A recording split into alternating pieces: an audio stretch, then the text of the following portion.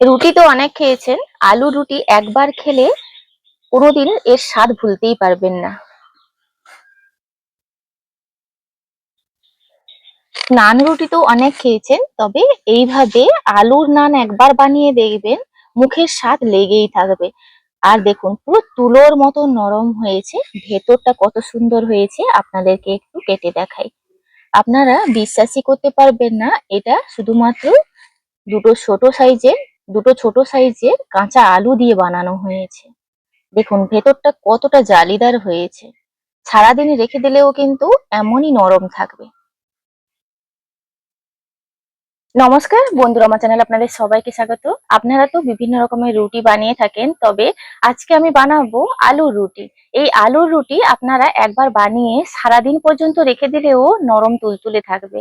আজকে এই অসাধারণ স্বাদের আলু রুটিটা কিভাবে বানাচ্ছি আপনারা সম্পূর্ণ ভিডিওটি দেখতে থাকুন, আশা করছি খুবই ভালো লাগবে। এখানে আমি ছোট সাইজে দুটো আলু সেদ্ধ করে নিয়েছি। এখানে সেদ্ধ আলুটা লাগবে। ম্যাশারের সাহায্যে খুব ভালোভাবে আলুটাকে আমি ম্যাশ করে নিচ্ছি, যাতে কোনোভাবে দানা না থাকে। ম্যাশার যদি হাতের কাছে না থাকে, সেক্ষেত্রে একটা কাঁটা চামচ দিয়ে ভালো করে মসৃণ করে নিতে হবে আলুটাকে। এর মধ্যে আমি 1 টেবিল স্পুন মতন বাটার নিয়ে নিলাম। বাটারটা যেহেতু ফ্রিজে ছিল, ওই কারণে শক্ত হয়ে আছে, আমি গরম আলুর মধ্যে নিয়ে নিচ্ছি। দিলে কি হবে, বাটারটা গলেও যাবে। পরিমাণ অনুযায়ী লবণটা নিয়ে নিচ্ছি, 2 টেবিল স্পুন চিনি নিয়ে নিচ্ছি।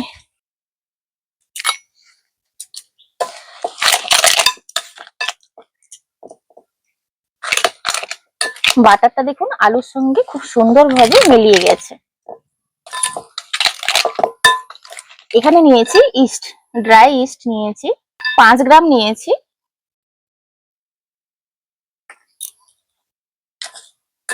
এই গরম আলুর সঙ্গে মিশিয়ে নেব।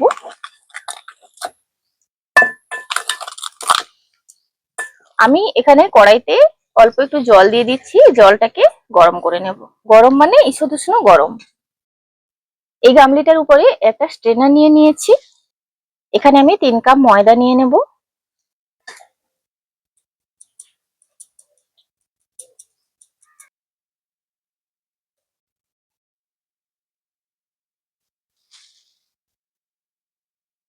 তিন কাপ ময়দা নিয়ে এইভাবে চেলে নিয়েছি। এখানে ঠিক আঙ্গুল ডোবানোর মতন কিন্তু জলটা গরম নিতে হবে।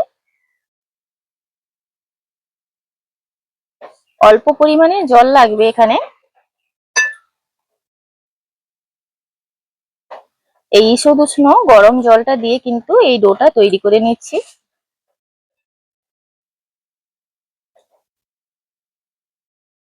এখানে নরম ডো তৈরি করতে হবে। ডোটাকে একটু সময় নিয়ে এইভাবে মাখিয়ে নিয়েছি, খুব মসৃণ করে মাখাতে হবে। আর ওপর থেকে অল্প একটু বাটার মাখিয়ে নিয়ে এটাকে আমি 10 মিনিট একটু গরম জলের উপরে রেখে দেব। এই যে কড়াইটা আমি বসিয়ে রেখেছিলাম, এরকম আঙ্গুল ডোবানোর মতন বা একটু বেশি গরম হলেও কোনো সমস্যা নেই, কিন্তু ফুটন্ত জল নয়। এই গরম জলের উপরেই এই বাটিটা রেখে দিয়ে আমি একটা এয়ারটাইট ঢাকা দিয়ে দেব। এই যে ছিদ্রটা আছে ওটাকে আমি বন্ধ করে দেব, যাতে বাইরের বাতাস ভেতরে প্রবেশ করতে না পারে বা ভেতরের বাতাসটা বাইরে না বেরোতে পারে। ঠিক এইভাবে 10 থেকে 15 মিনিট পরে আপনাদেরকে দেখাচ্ছি। ডোটা আমি 15 মিনিট এইভাবে ঈষৎ উষ্ণ গরম জলের মধ্যে রেখে দিয়েছিলাম, কারণ কি এখন তো ওয়েদার ভীষণই ঠান্ডা। ওই কারণে ইস্ট যদি ভালো মানের হয় তাহলে কোনো কথাই হবে না ইস্ট অ্যাক্টিভ হতে। আপাতত 15 থেকে 20 মিনিটের মধ্যে অ্যাক্টিভ হয়ে যাবে। এরকম ছোট ছোট একটা লেচি নিয়ে নিচ্ছে, এগুলো ময়দার সাহায্যে বেলে নেব।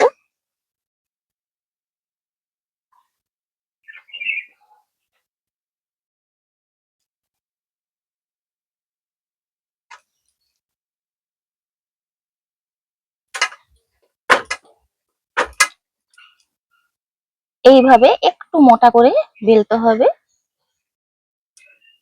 খুব বেশি মোটাও নয় এবং খুব বেশি রুটির মতন পাতলাও নয়। একটা রুটি আমি দিয়ে দিলাম। ঠিক নান রুটির মতন করে বেলেছি, তো আপনারা দেখতেই পেয়েছেন।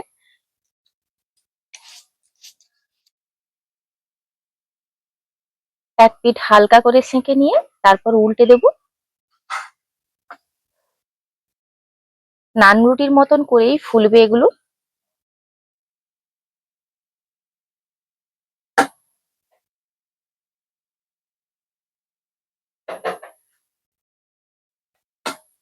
আপনারা এটা আলুর নানও বলতে পারেন। ওপর থেকে একটু বাটার দিয়ে দিচ্ছি।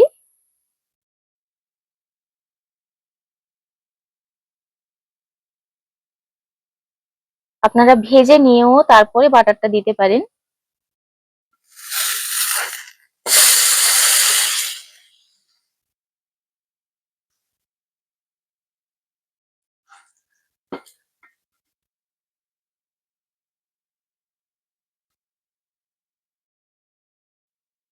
এইভাবে দু পিঠ কিন্তু হালকা করে এইভাবে ভেজে নিচ্ছি। একটা প্লেটে তুলে নেব। আরেকটা লেচি নিয়ে ওইভাবে বেলে নিচ্ছি। রুটির মতন পাতলা নয়, একটু মোটা রেখে বেলছি। দিয়ে দিলাম। এক পিঠ সেকে নিয়েছি।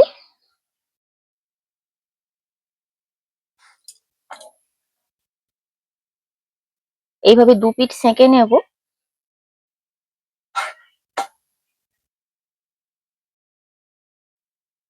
ওপর থেকে ওইভাবেই কিন্তু বাটারটা দিয়ে দিলাম।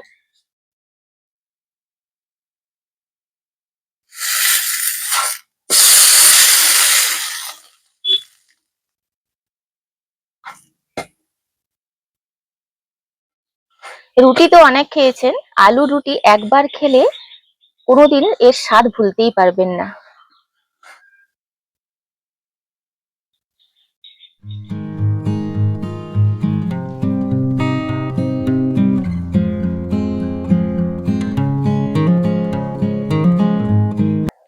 নান রুটি তো অনেক খেয়েছেন, তবে এইভাবে আলুর নান একবার বানিয়ে দেখবেন, মুখের স্বাদ লেগেই থাকবে।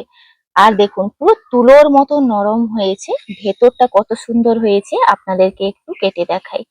আপনারা বিশ্বাসই করতে পারবেন না, এটা শুধুমাত্র দুটো ছোট সাইজের কাঁচা আলু দিয়ে বানানো হয়েছে।